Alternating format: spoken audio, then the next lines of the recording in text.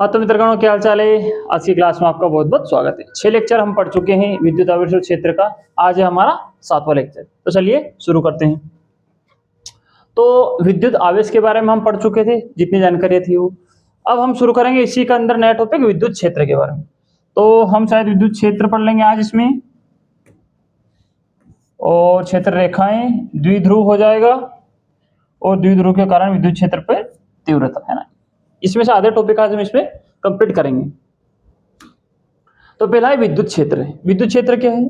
तो यदि कोई भी आवेश है, जैसे मान लो एक तार है लाइट का, वो निकला हुआ है, उसके अंदर से विद्युत बह रही, मतलब उसमें विद्युत का आवेश है, तो जहां तक उसका प्रभाव होगा वो उसका कहलाता है क्षेत्र।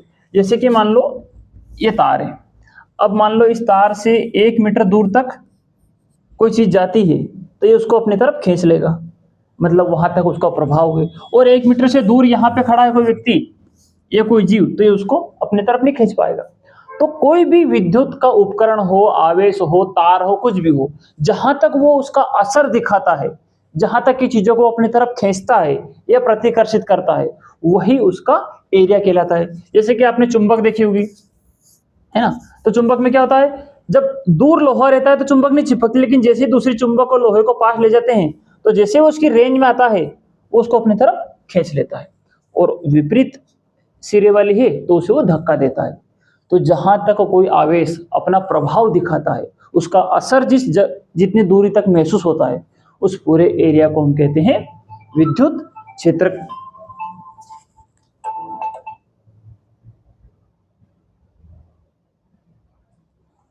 वो कहलाता है विद्युत क्षेत्र। तो किसी विद्युत आवेश के चारों ओर का वह क्षेत्र जहां तक उसका प्रभाव महसूस होता है, उसे हम उसका विद्युत क्षेत्र कहते हैं। सिंपल सी बात। अगला, विद्युत क्षेत्र की तीव्रता।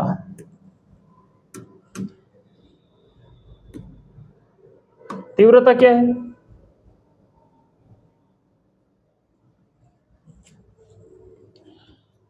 तो देखो, मान लो कि कोई चुंबक है और वो छोटी सी है, तो वो थोड़ी सी दूर तक ताकत लगाएगी, चीजों को खींचेगी, और बहुत कम ताकत से खींचेगी। लेकिन यदि चुंबक बहुत बड़ी है तो मतलब उसमें आकर्षण बल या प्रतिकर्षण बल बहुत ज्यादा होगा, वो बहुत ज्यादा ताकत से चीजों को अपनी तरफ खींच पाएगी। यही मामला विद्युत के साथ भी, आवेश के साथ भी।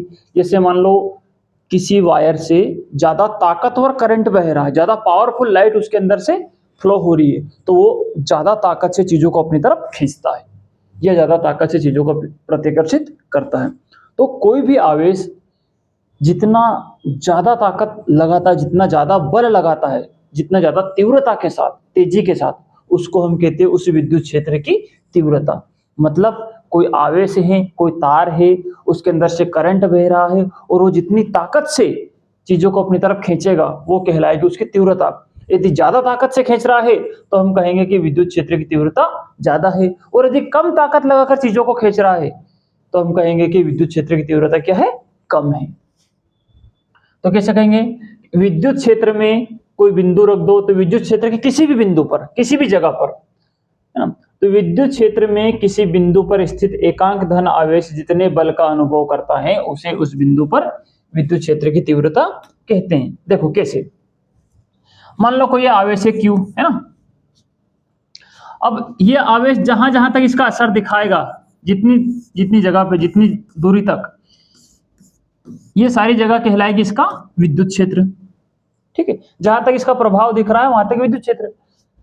अब हम कोई दूसरा आवेश ले गए, दूसरा चार्ज ले गए, और हमने इसके एरिया में रख दिया, यहाँ पे इसकी यहां तक लिमिट है इसकी, इसके अंदर हमने यहाँ पे इसको रख दिया।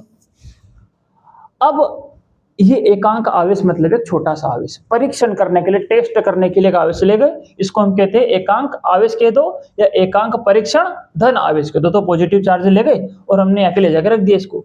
अब ये इस पे बल लगाएगा, तो बल कौन लगा रहा है? ये। और बल को अनुभव कौन कर रहा है?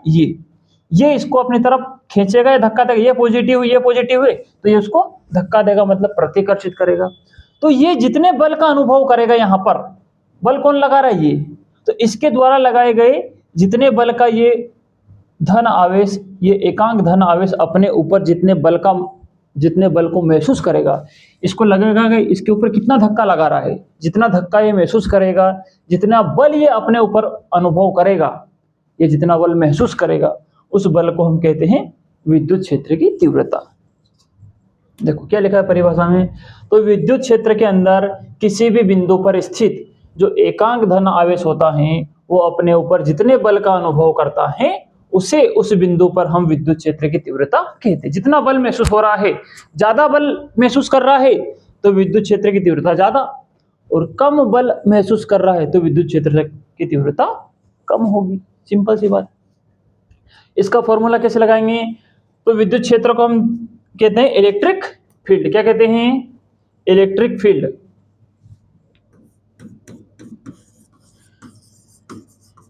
इलेक्ट्रिक फील्ड, तो इलेक्ट्रिक फील्ड को हम दर्शाते हैं ई से। कैसे दर्शाते हैं, ई से। इसका पहला अक्षर ले लिया। तो इलेक्ट्रिक फील्ड का फॉर्मूला क्या होगा, ई। इलेक्ट्रिक फील्ड क्या होगा, कोई भी आवेश, ऐसे लिख लो, कोई भी आवेश है Q, है ना, अभी हमने Q नोट रखा था वहां पे।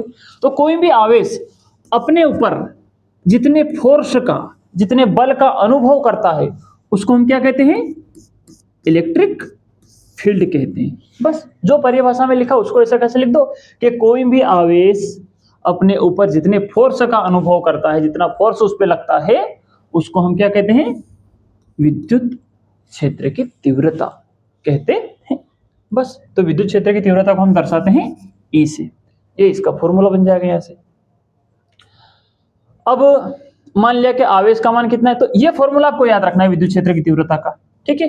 तो विद्युत क्षेत्र की तीव्रता का ये फॉर्मूला है, ये सबसे इंपॉर्टेंट है, ये अपने को याद रखना है। अब यदि मान लो हम इस फॉर्मूले से दूसरे फॉर्मूले बनाने, तो कैसे बनाएंगे, तो यदि जो आवेश हमने रखा उसका मान कितना है, 1 कूलाम, तो यदि आवेश का मान कितना है, 1 कूलाम है, तो विद्युत क्षेत्र की तीव्रता कितनी होगी, तो बस इसमें रख दो। विद्युत क्षेत्र की तीव्रता का सूत्र ये है, E बराबर F, Q का मान हमने क्या लिया है, 1 है, यदि तो 1 लिख दिया। तो विद्युत क्षेत्र की तीव्रता किसके बराबर हो जाएगी, बल के बराबर। यानी कि यदि आवेश का मान 1 है, 1 कूलाम है, तो विद्युत क्षेत्र की तीव्रता बल के बराबर होगी। ये तो समझने के लिए ना, कोई खास काम की नहीं है। अब हमें इसका एसआई मात्रक निकालना है, तो विद्युत क्षेत्र की तीव्रता का एसआई मात्रक क्या होगा, तो जो इसका फॉर्मूला है उसमें रख दो चीजें। तो ये फॉर्मूला, तो यहाँ पे बल का एसआई मात्रक क्या होता है, न्यूटन, तो हमने लिख दिया N। आवेश का एसआई मात्रक क्या होता है, C, यानी कि कूलाम, तो हमने C लिख दिया। बस न्यूटन बटा कूलाम, ये इसका एसआई मात्रक हो गया। इसको अपन ऐसे भी लिख सकते हैं, विमीय सूत्र। तो जो बल होता है, देखो एसआई मात्रक निकालना हो या विमीय मात्रक यानी कि विमीय सूत्र निकालना हो, दोनों ही हम इस फॉर्मूले से निकाल सकते हैं। एसआई मात्रक निकालना था तो फॉर्मूले में न्यूटन का मान रख दिया, ओप का, क्यू का रख दिया, ये निकाला है। विमीय सूत्र निकालना है तो वही का वही फॉर्मूला लगा वापस। तो बल का विमीय सूत्र होता है mLT-2। इसको डिटेल में निकालना हम 11वीं में सीख चुके हैं, है ना। ये लंबी चौड़ी कथा है इसकी। एफ का निकालेंगे तो एफ बराबर एम में आएगा, फिर ए का निकालेंगे, एम का निकालेंगे, ए से निकलता है ना, प्रोसेस से निकलता है, तो इसको डायरेक्ट याद रखना ज्यादा बढ़िया है। तो बल का विमीय सूत्र होता है mLT-2 घात उसकी, और आवेश का क्या होगा, AT, ये होता है। इसका यहाँ पे रख दिया, इसका यहाँ पे रख दिया, बस अब इनको काटा पीटी कर लो। तो mLT, T ऊपर आया तो एक T तो था सही, -2, एक और आया -1 तो हो जाएगा -3, और A ऊपर आएगा तो हो गया -1 हो जाएगा। तो ये आ जाएगा इसका विमीय सूत्र। विद्युत क्षेत्र कैसी राशि, सदिश या अदिश, तो विद्युत क्षेत्र की दिशा भी होती है, मतलब विद्युत क्षेत्र की दिशा दाएं है, बाएं है, ऊपर नीचे किस दिशा में, तो इसकी दिशा भी होती है। तो ये कैसी राशि है, सदिश राशि है।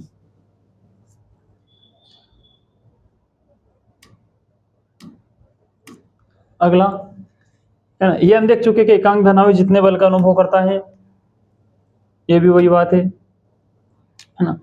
अब मान लो कि कोई भी बिंदु आवेश है, उस बिंदु आवेश के कारण विद्युत क्षेत्र की तीव्रता हमें पता लगानी है। कैसे करेंगे, तो माना कि बिंदु O पर है ना, O पर +Q आवेश रखा है और उससे R दूरी पर बिंदु P स्थित है ना। इस आवेश के कारण बिंदु P पर विद्युत क्षेत्र की तीव्रता, तो इसको असल में थोड़ा सा गलत लिख दिया है ना, P को प्लस क्यू अवश्य रखा है, ये ऐसे था, ये O है, ये प्लस क्यू है, और ये बिंदु P है, इस पर कौन सा आवेश रखा है। तो इसके कारण हमें विद्युत क्षेत्र की तीव्रता ज्ञात करनी है। तो कैसे करेंगे ये ज्ञात हम, तो इसको निकालने का सबसे सिंपल तरीका है कि जैसे मैंने आपको बताया, इसको अभी छोड़ो, है ना। क्या पूछ रहा सवाल, क्या मान लो कोई बिंदु है O, है ना, इस O बिंदु पर हमने ये, इसको ऐसे रखो, बड़ा वाला Q कर लो, है ना, ऐसे इस बिंदु पर हमने Q आवेश रखा है, तो क्या होगा, अब इस O बिंदु पर Q आवेश रखा है, अब इस बिंदु आवेश के कारण ये कितना विद्युत क्षेत्र पैदा कर रहा है, इसकी तीव्रता क्या है, ये हमें पता करनी है। तो माना कि O बिंदु है, इस पे प्लस Q आवेश रखा है, और इस बिंदु से R दूरी पर, कितनी दूरी है, R दूरी पर एक बिंदु P है, उस पर हमने एक और आवेश रख दिया Q नोट, तो उससे R दूरी पर बिंदु P स्थित है। अब इस आवेश के कारण बिंदु P पर विद्युत क्षेत्र की तीव्रता हम कहते हैं ना, इसको भी भूल जाओ। एक बार फिर बता रहा हूं, सवाल ऐसे कह रहा है कि कोई भी बिंदु आवेश है, कौन सा बिंदु आवेश ले लिया हमने, Q, इस बिंदु आवेश के कारण हमें विद्युत क्षेत्र की तीव्रता ज्ञात करने की, कोई बिंदु आवेश है वो कितना विद्युत क्षेत्र पैदा कर रहा है, उसकी विद्युत क्षेत्र की तीव्रता कितनी है, ये हमें पता करना है। तो ठीक है, हमने बिंदु आवेश ले लिया Q, O बिंदु पर लिया उसको, है ना, बिंदु O बिंदु मतलब O जगह है, इस O वाली जगह पे हमने आवेश रख दिया Q प्लस, इससे R दूरी पर इसकी विद्युत क्षेत्र की तीव्रता कितनी है, इस Q प्लस के कारण R दूरी पर कितनी तीव्रता होगी विद्युत क्षेत्र की, ये हमें पता करना है। तो हमने मान लिया कि O पर Q स्थित है और O से R दूरी पर एक दूसरा बिंदु है P, तो माना बिंदु O पर Q आवेश रखा है और उससे R दूरी पर एक बिंदु P स्थित है, इस P बिंदु पर हमने इस आवेश के कारण बिंदु P पर कितनी तीव्रता होगी, ये हमें पता करना है। तो यहां पे कितनी तीव्रता है ये कैसे पता करेंगे, तो उसके लिए हमने क्या किया, उसके लिए हमने इस P बिंदु पर एक और आवेश रख दिया Q नोट, परीक्षण के लिए आवेश रखा Q नोट रख दिया। तो कैसे लिखेंगे कि माना बिंदु P पर Q नोट एकांक धन आवेश स्थित है या एकांक परीक्षण धन आवेश स्थित, जो हमने वहां पे भी अभी लिया था, कोई फर्क नहीं पड़ता, तो दोनों नाम दे सकते हैं। तो देखो सवाल जब ने बोला कि हमें विद्युत क्षेत्र की तीव्रता ज्ञात करनी है, और अभी मैंने आपको बताया कि जब हमें विद्युत क्षेत्र की तीव्रता ज्ञात करनी है तो उसका फॉर्मूला क्या होता है, विद्युत क्षेत्र की तीव्रता का फॉर्मूला होता है कि उस एकांक आवेश पर लगाया गया बल कितना है, वो कितने बल का अनुभव कर रहा है। तो आवेश तो हमने रख दिया P पर Q नोट, लेकिन इस आवेश पर बल कितना लग रहा है ये निकालना है हमें, और ये हम कहां से पढ़ के आए हैं, देखिए ये तो रख दिया हमने। अब यदि हमें विद्युत क्षेत्र की तीव्रता चाहिए तो उसका फॉर्मूला होगा F बटा Q नोट, यानी कि ये Q नोट अपने ऊपर यहां से जितना बल लगता हुआ महसूस करेगा वो बल हमें यहां रखना है बस, यानी कि हमें सिर्फ बल चाहिए, जैसे ही इस पर लगने वाला बल हमें पता चल जाएगा तो विद्युत क्षेत्र की तीव्रता पता चल जाएगी, ये उसका फॉर्मूला है। तो करना क्या है, रटना नहीं है चीजों को, हमें यह सोचना है कि जो सवाल में पूछा गया उसके लिए हमें क्या चाहिए। सवाल कह रहा है कि विद्युत क्षेत्र की तीव्रता ज्ञात करो, विद्युत क्षेत्र की तीव्रता ज्ञात करने का फॉर्मूला यह होता है, विद्युत क्षेत्र की तीव्रता तो ज्ञात करनी है, आवेश हमने मान लिया Q नोट कि यहाँ पे दूर रखा है जिस पे बल लगेगा, और इस पर कितना बल लगेगा, तो बल का फॉर्मूला हम कूलाम के नियम से पढ़कर आए हैं कि एक आवेश ये हो गया, एक आवेश ये हो गया, दो आवेशों के बीच में लगने वाला बल क्या होता है, तो वो होता है 1/4πε के Q1 गुणा Q2 बटा R स्क्वायर। ये हमने कूलाम के नियम में विस्तार से पढ़ा है, ये फॉर्मूला लगा दो तो इन दोनों आवेशों के बीच लगने वाला बल पता लग जाएगा, तो इसके ऊपर लगने वाला बल भी पता चल जाएगा। तो लगा दिया, ये फॉर्मूला लगा दिया, इस फॉर्मूले से बल आ गया। अब Q1 का मान क्या था, ये Q, और Q2 क्या है, ये वाला Q, दूरी कितनी दोनों के बीच की, R का कर दिया वर्ग, तो दोनों के बीच लगने वाला बल का मान आ गया हमारे पास। बस इस बल को यहां से उठा के यहां रख दो इसमें, तो मान आ जाएगा आसानी से। तो ये रख दिया। तो विद्युत क्षेत्र की तीव्रता क्या होती है, ये होती है E बराबर F बटा Q नोट, अभी हमने उधर लिखा था। अब इसमें F का मान क्या निकला था हमने, देखो ये रहा F का मान, ये F का मान उठा के यहां रख दो, तो ये रख दिया इसमें, ये फॉर्मूला डबल से लिख लिया, ई की जगह ई लिख दिया, बराबर की जगह एफ का मान क्या था 1/4 को Q1 गुणा Q2 बटा आर स्क्वायर, और जो बटा में Q0 था उसको हमने इधर पीछे खिसका दिया, एक के बटा में से गुणा करके उसको लिख दिया, खत्म कहानी है, कुछ करना ही नहीं। ये विद्युत क्षेत्र की तीव्रता निकल गई, हमारा सवाल का जवाब यही से आ गया, यही हमारा फाइनल उत्तर भी। लेकिन हम चाहे तो इसमें थोड़ा बहुत काटापीटी कर सकते हैं क्या, देखो ये है Q0 और नीचे भी Q0, तो Q0 से Q0 कैंसिल, यानी कि जो परीक्षण आवेश हैं उसको हटा दो, उसकी जरूरत ही नहीं पड़ेगी। तो क्या रह जाएगा, E बराबर ये रह गया Q/r²। ये हमारा उत्तर है, यहां तक भी हमारा उत्तर आ जाता है। इसको भी हम आंसर मान सकते हैं, कोई समस्या नहीं है, भले काटो तो काटो, मत काटो, इसको रहने देना, इसको यहां तक तो लाना ही लाना है ना, ज्यादा बढ़िया रहेगा। अब यदि हम चाहें कि K का मान क्या हो, 1, पराविद्युतांक का मान 1 हो, तो K को भी हटा सकते हैं, यानी कि ऐसा फॉर्मूला भी हम लिख सकते हैं, तो उससे कोई फर्क नहीं पड़ता है। और चाहो तो भले इनको भी मत रखो, ये जो पूरी रामायण लिखी इसकी जगह पे हम डायरेक्ट K भी लिख सकते हैं ऐसे, वो कंडीशन पे डिपेंड करता है। तो ये भी हमारा फॉर्मूला उत्तर आ गया, K का मान 1 रख दो तो K को हटा देंगे, K बराबर 1 हो जाएगा, तो ये भी हमारा उत्तर आ गया है ना। इसकी फिलहाल हमें आवश्यकता नहीं है इस हिस्से की ना। आगे चलते हैं, है ना। ये बस सोल्व करने का तरीके के लिए अलग बदल रखा था और कुछ नहीं उसमें ना। आवेशों के निकाय के कारण विद्युत क्षेत्र, मतलब यदि कई सारे आवेश हो, एक से अधिक आवेश हो, 2 3, एक आवेश के कारण तो हमने विद्युत क्षेत्र की तीव्रता पता लगा ली। अब जब एक से ज्यादा आवेश हो, 2 3 4 आवेश हो, और वो किसी एक जगह पर बल लगा रहे होंगे, तो उस बिंदु पर विद्युत क्षेत्र की तीव्रता कितनी हो, कैसे होगी। तो मान लो जैसे कि एक आवेश है Q1 और एक आवेश है Q2, ये और यहाँ पे बिंदु P है ना। अब इस बिंदु P पे मान लो कोई भी आवेश हमने रख दिया Q0, तो अब ये यहां पर भी बल लगाएगा और ये यहां पर भी बल लगाएगा, तो इन दोनों के कारण यहां पर विद्युत क्षेत्र की तीव्रता होगी।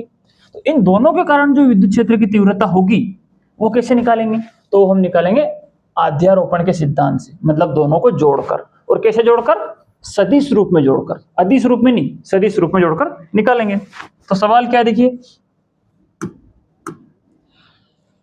सवाल है कि यदि हमने इनका परिणामी निकालना है ना, तो परिणामी कैसे निकालते हैं, इनके सदिश योग के द्वारा, कि एक सदिश है A, एक सदिश है B, और यदि उनका सदिश योग करना है और उनका परिणामी निकालना, तो वो निकालते हैं अपन A² B² + 2AB cos θ के द्वारा। इस फॉर्मूले से हम निकालते, ये हम 11वीं से पढ़ते आ रहे, असल कॉन्सेप्ट गणित का है ये।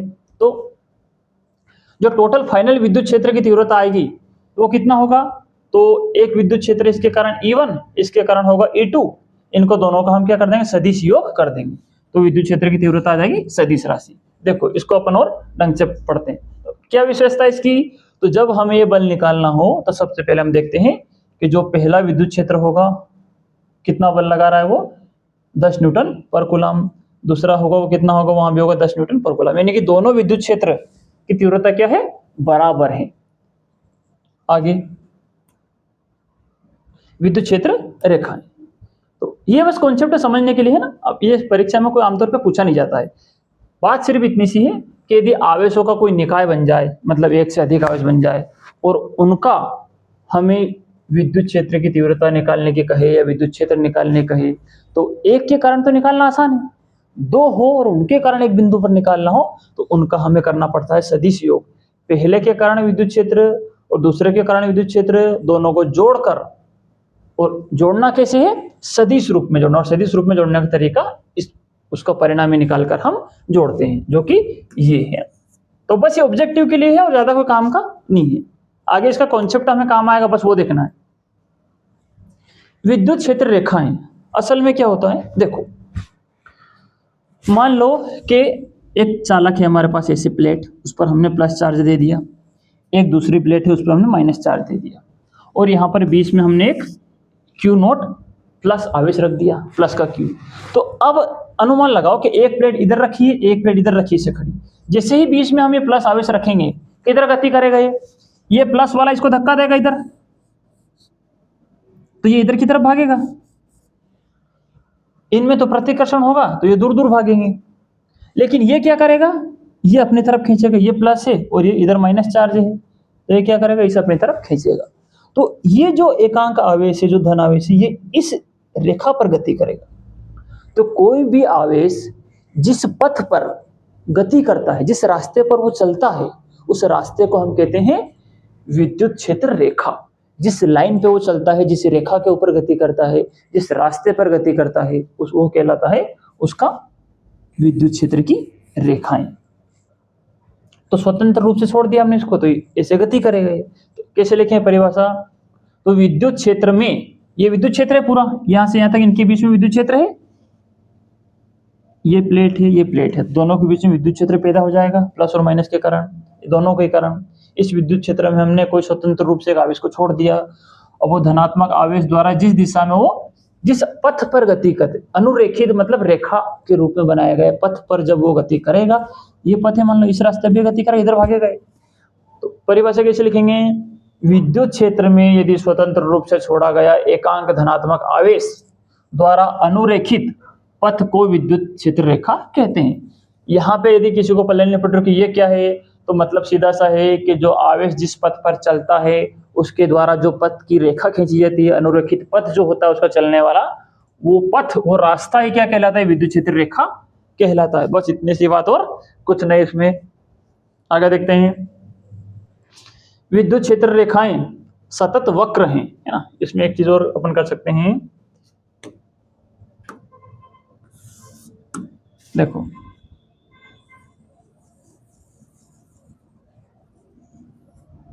ये पॉइंट बना सकते हैं ना, अलग अलग पॉइंट में रखो, ज्यादा बढ़िया रहेगा। तो जो विद्युत क्षेत्र रेखा है वो क्या होती है, सतत वक्र। वक्र का देखो, यदि सीधी लाइन है तो उसे हम सरल रेखा कहते हैं, है ना।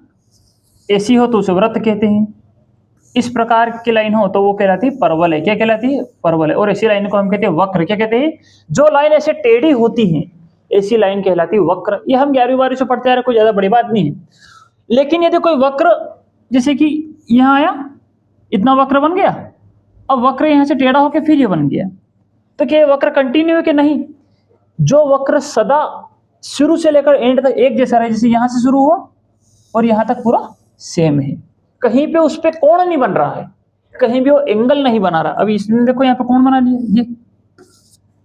तो जो वक्र, जो लाइन, वक्र का मतलब होता है ऐसी टेढ़ी रेखा। वो टेढ़ी रेखा यदि लगातार चलती रहे, कहीं पे जिग जैग ना हो, तो उसे हम कहते हैं सतत वक्र। सतत मतलब लगातार चलने वाला वक्र, कहीं भी वो टेढ़ा मेढ़ा नहीं हो रहा है। तो जो विद्युत क्षेत्र की रेखाएं होती है वो किस तरह की होती है, वो सतत वक्र होती है। सतत वक्र का मतलब क्या है, जो देखो, है ना, सतत वक्र मतलब असली में कहने का मतलब क्या है इसका, हम देखते हैं, है ना। कि जैसे कि मान लो ये प्लस आवेश है ना, और ये माइनस आवेश है। अभी हम अपने चुंबक की कल्पना कर लेते हैं। तो यहां से विद्युत क्षेत्र निकला रेखाएं, और यहाँ पे एंट्री की, फिर यहाँ से निकली और यहाँ पे एंट्री की, फिर यहाँ से निकली और यहाँ पे एंट्री की। उसी प्रकार यहाँ से निकली और यहाँ पे एंट्री की, यहाँ से निकली और यहाँ पे एंट्री की, यहाँ से निकली और यहाँ पे एंट्री की। तो क्या है, लगातार वक्र है, लगातार वक्र बन रहा है, कहीं भी ये टूट नहीं रहा है इससे, ये मतलब है। तो जो विद्युत क्षेत्र की रेखाएं होती हैं, अब ये क्या है, विद्युत क्षेत्र की रेखा इस प्रकार निकलती है, प्लस से निकलती है और माइनस के जाकर एंट्री करती है। तो ये विद्युत क्षेत्र रेखाएं क्या होती है, इसमें लिखा सतत वक्र होती है। सतत वक्र मतलब कहीं भी टूटती नहीं है। तो विद्युत क्षेत्र रेखाएं सतत वक्र हैं जो विद्युत क्षेत्र की दिशा और तीव्रता को दर्शाती है। क्या दर्शाती है, दिशा को। दिशा को कैसे दर्शाएगी ये, तो विद्युत क्षेत्र की एक प्रॉपर्टी है कि विद्युत क्षेत्र रेखाएं प्लस से निकलती हैं और माइनस में जाकर एंट्री करती है। प्लस से बाहर निकलती है धन आवेश से, और ऋण आवेश की तरफ जाकर उसके अंदर एंट्री करती है। तो एक तो क्या हो गया, दिशा पता। दिशा कैसे पता चल रही, देखो यहां से निकली और इस दिशा हमारी, मतलब विद्युत क्षेत्र की दिशा ये होगी। ये यहां से निकली और इस दिशा में जा रही, मतलब विद्युत क्षेत्र की दिशा दर्शाएगी। तो जिस दिशा में रेखाएं गति करती है वही उसकी दिशा होती है। तो ये दिशा को भी दर्शाती है विद्युत क्षेत्र की, और तीव्रता को भी दर्शाती है। तीव्रता को कैसे दर्शाएगी, यदि किसी आवेश से बहुत सारी रेखाएं निकल रही है और वो बहुत पास पास है, बिल्कुल सघन है, ऐसे ठोस रूप में निकल रही है, बहुत ज़्यादा रेखाएं निकल रही हैं, तो हम कहेंगे कि वहाँ पर विद्युत क्षेत्र की तीव्रता बहुत ज़्यादा है। क्यों ज़्यादा है? क्योंकि वहाँ पर विद्युत क्षेत्र रेखाएं बहुत पास-पास है, बहुत सघन है, इस कारण से उसकी ताकत बहुत बढ़ जाती है, मतलब विद्युत क्षेत्र की तीव्रता बहुत बढ़ जाती है। तो इस कारण ये तीव्रता को दर्शाती है। और यदि मान लो कोई बिंदु है, उस पे विद्युत क्षेत्र की रेखाएं क्या है? दूर-दूर है, एक प्लस है, एक माइनस है, एक रेखा यहाँ निकल रही है, फिर एक यहाँ निकली और एक यहाँ और यहाँ खत्म, तो हम कहेंगे कि फिर विद्युत क्षेत्र की तीव्रता क्या है? बहुत कम है। इस तरह ये विद्युत क्षेत्र की तीव्रता दर्शाती है। अगला, विद्युत क्षेत्र रेखा एक चिकनी काल्पनिक वक्र है। चिकनी मतलब कहीं भी खुरदरी नहीं होती, कहीं भी कोण नहीं बनाती, लगातार चलती। तो चिकनी और काल्पनिक, ऐसा नहीं कि विद्युत क्षेत्र रेखाएं दिखती है, बस इसकी हम कल्पना करते हैं, है ना, ऐसी होती है। तो काल्पनिक वक्र है जो उसी दिशा को दर्शाती है जिसमें विद्युत क्षेत्र स्वतंत्र रूप से रखा गया एकांक धनावेश गतिमान होगा। ये तो वही बात होगी कि ये काल्पनिक वक्र है और ये वक्र किस दिशा में बनता है? कौन सी दिशा दर्शाती है? जिस दिशा में ये गति करता है। ये एकांक धनावेश जिस दिशा में गतिमान होगा उस दिशा को दर्शाती है, वही परिभाषा वाली बात। अगला, और क्या विशेषता है और क्या क्या गुण है इनके? तो विद्युत क्षेत्र रेखाएं धनात्मक आवेश से प्रारंभ होकर ऋणात्मक आवेश पर समाप्त होती है, अभी मैंने आपको बताया, है ना। और इस प्रकार यह खुला वक्र बनाती है, खुला हुआ ओपन वक्र बनाती है। जैसे कि एक रेखा यहां से निकली और यहाँ पे आके एंटर हो गई। अब यदि ये वक्र यहाँ से आके वापस ऐसा हो जाए तो बंद हो गया। देखो बच्चों, बंद वक्र क्या होता है?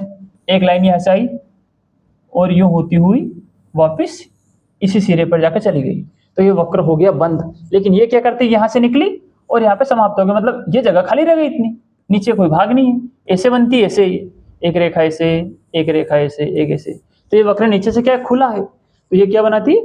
खुला वक्र बनाती है। विद्युत क्षेत्र रेखा के किसी बिंदु पर खींची गई स्पर्श रेखा उस बिंदु की, देखो क्या मतलब इस बात का, कोई भी स्पर्श रेखा है ना, है ना। देखो ये कोई, मान लो ये प्लस चार्ज है और ये है माइनस चार्ज, यहां से विद्युत क्षेत्र की रेखा निकली और यहाँ पे एंट्री की। तो विद्युत क्षेत्र के किसी भी बिंदु पर, ये एक बिंदु ले लिया मान लो हमने, ये है ना, तो किसी भी बिंदु पर,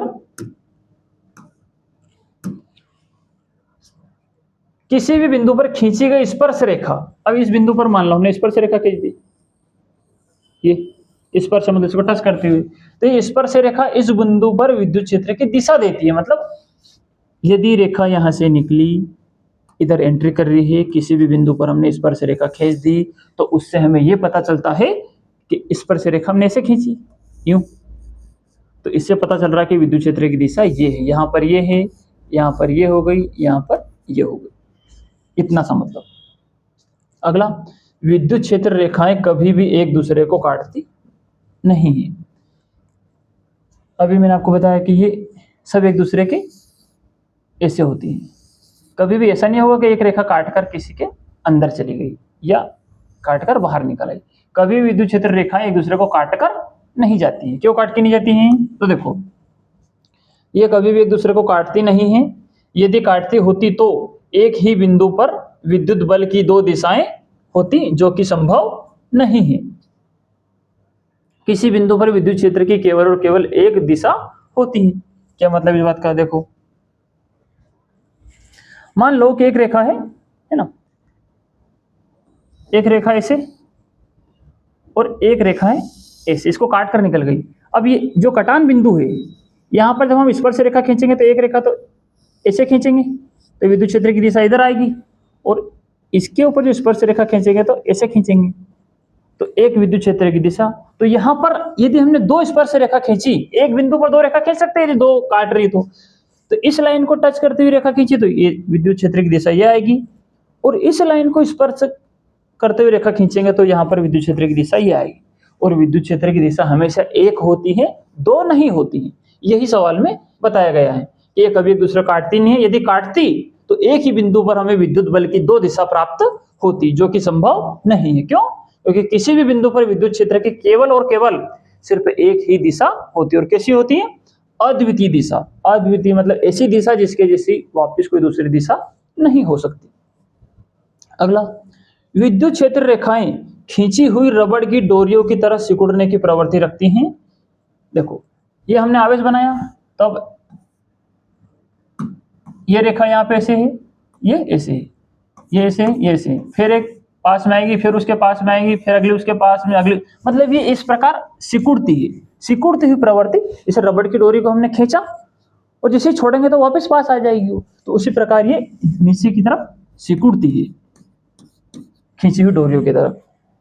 तो सिकुड़ने की प्रवृत्ति रखती हैं और यह विपरीत आवेशों के बीच आकर्षण की व्याख्या करती है। अब जैसे ये डोरी है दोनों, अब जैसे छोड़ेंगे तो ये रेखाएं पास पास आएंगी, पास पास आएंगी तो ये विपरीत आवेश है, प्लस और माइनस, ये एक दूसरे को क्या हो गए, आकर्षित करेंगे, दोनों को खींचेंगे अपनी तरफ।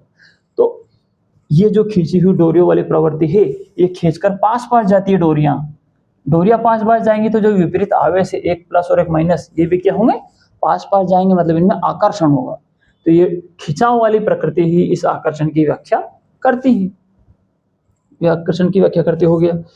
अगला, विद्युत क्षेत्र रेखाएं अपनी लंबाई के लंबवत फैलने का प्रयास करती हैं, इसलिए समान आवेश एक दूसरे को प्रतिकर्षित करते हैं। देखो क्या मतलब इस बात का, इधर ही बना देते हैं, इधर जगह, चलो। तो देखो, विद्युत क्षेत्र रेखाएं हैं, एक विद्युत क्षेत्र रेखा हमने ये ले ली, एक प्लस आवेश, एक और प्लस आवेश ले लिया। अब यहां से विद्युत क्षेत्र रेखा निकली, यहां से विद्युत क्षेत्र निकालेंगे। अब क्योंकि ये समान है दोनों, ये भी प्लस और ये भी प्लस है, तो इनकी जो विद्युत क्षेत्र रेखाएं होगी, ये क्या होगी, अपनी लंबाई के लंबवत, यानी कि उसके 90 डिग्री पर क्या होगी, लंबवत फैलने का प्रयास करती है, मतलब दूर दूर जाती है। ये इधर भागती है और ये इधर भागता है। क्यों? क्योंकि समान आवेश में प्रतिकर्षण होता है, तो समान आवेश में प्रतिकर्षण होने के कारण ये लंबाई के लंबवत जब होती हैं तो ये इसे दूर दूर हटने का प्रयास करती हैं, ताकि इनमें दोनों में उसी कारण से इनमें प्रतिकर्षण होता है। मतलब ये जो प्रवृत्ति है लंबाई के लंबवत फैलने की कोशिश कर रही है, दूर दूर भागने की कोशिश कर रही है, यही प्रवृत्ति समान आवेशों को एक दूसरे से प्रतिकर्षण करने की व्याख्या करते कि इस कारण से इनमें प्रतिकर्षण होता है। क्यों? क्योंकि जो विद्युत रेखाएं हैं, मतलब विद्युत क्षेत्र रेखाएं हैं, वो लंबाई के लंबवत जब निकलती है तो वो दूर दूर हटती है, जिससे वो आवेश भी दूर दूर खींच सकते हैं। अगला, विद्युत क्षेत्र रेखाएं किसी चालक की सतह पर लंबवत निकलती हैं, समाप्त होती है। तो मान लो कि जैसे कोई चालक ही है ना, एक हमने खोखला गोला ले लिया, बेलन, तो यहां से विद्युत क्षेत्र रेखाएं निकलेगी, तो इसकी जो सतह है इससे कैसे निकलेगी, इस सतह से लंबवत निकलेगी, मतलब 90 डिग्री पर निकलेगी। ये 90 डिग्री का कोण बनाकर यहाँ पर निकलेगी, ये निकली है, तो इस सतह ये है इसकी, इससे 90 डिग्री कोण बनाकर निकलेगी। और यदि एंट्री भी करेगी तो कैसे करेगी, 90 डिग्री पर ही एंट्री, अंदर नहीं होती विद्युत क्षेत्र रेखा, सिर्फ सतह पर आकर रुक जाती है। 90 डिग्री पर ही एंट्री करेगी, एंट्री भी करेगी तो कैसे करेगी, 90 डिग्री पर। कितना डिग्री कोण बनाएगा, 90 डिग्री।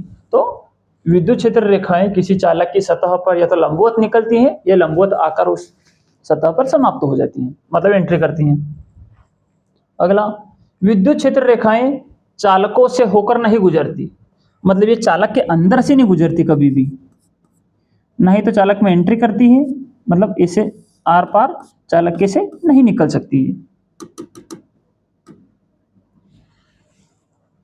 तो चालक के अंदर से नहीं गुजरती हैं। अब जब चालक के अंदर से विद्युत रेखा नहीं गुजरेगी, विद्युत क्षेत्र की रेखा नहीं गुजरेगी, तो वहां पे विद्युत क्षेत्र भी नहीं होगा, मतलब चालक के अंदर विद्युत क्षेत्र क्या होगा, शून्य होगा। और इसको अपन किसी भी प्रकार का चालक हो, यदि कोई विद्युत क्षेत्र रेखा आई तो उसे लंबवत आएगी 90 डिग्री पर, उस पर यह लंबवत उससे निकलेगी, लेकिन अंदर कोई भी विद्युत क्षेत्र रेखा नहीं होगी। इस कारण से यहाँ पे विद्युत क्षेत्र भी क्या हो जाएगा, शून्य हो जाएगा, जीरो हो जाएगा।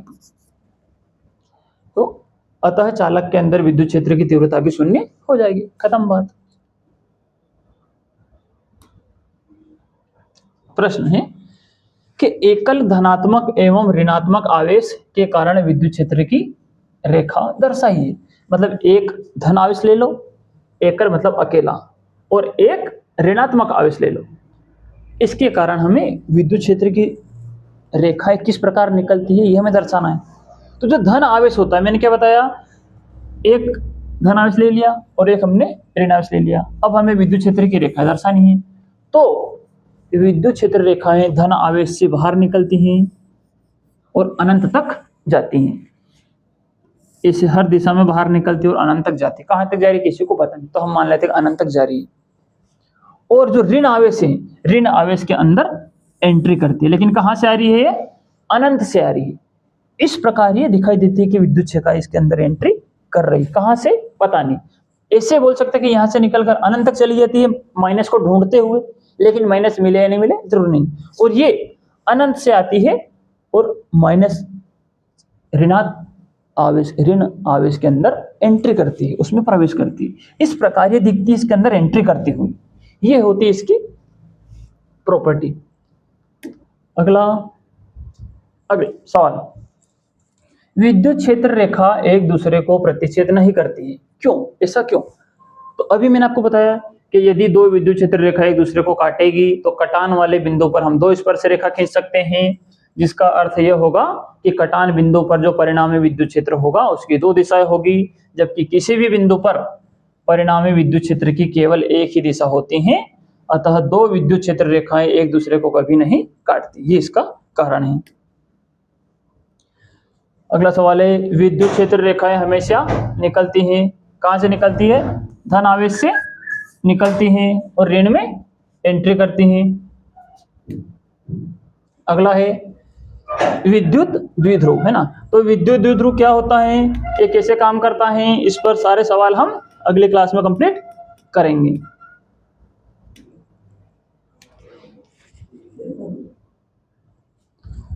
तो आज की ये हमारा लेक्चर समाप्त होता है यहाँ पे। अब विद्युत द्विध्रुव को हम अगले लेक्चर में कंप्लीट करेंगे। इसकी अक्षीय स्थिति, निरक्षीय स्थिति हम इसको चलाएंगे उसमें, तो इसको वहां पे हम पूरा करेंगे। तब तक मैंने फिजिक्स के साथ केमिस्ट्री में से बायो के भी नोट्स अपलोड कर दिए हैं, आप जाके वहां पे इनको पढ़ सकते हैं। इसके नोट्स मैं टेलीग्राम पे दे दूंगा। ये टेलीग्राम चैनल, इस पे मेरे सारे नोट्स मैंने डाल दिए हैं। टिचोरा कूल इस नाम से चैनल को सर्च कर लेना, वहां पे सारे नोट्स मिल जाएंगे। नीचे क्लास का नाम लिखा हुआ, जैसे ये 7वां लेक्चर का है तो लिखा रहेगा 12th फिजिक्स लेक्चर 7, 6, 5 ऐसे सबके नीचे लिखा रहेगा। वही उसका पीडीएफ आप डाउनलोड वहां से कर सकते हो उसको, और अपने नोट्स अपने हाथ से बना लो, या उसका भी आप चाहो तो प्रिंट आउट निकलवा सकते हो। तो कोचिंग का नाम है टिचोरा कूल, इसमें स्पेस दी हुई है और इस नाम में अपने को स्पेस नहीं देनी, तो आपको वहां पे चैनल मिल जाएगा। तो ठीक है, हम मिलते हैं अगली क्लास में, तब तक इसका अच्छे से रिविजन कीजिएगा।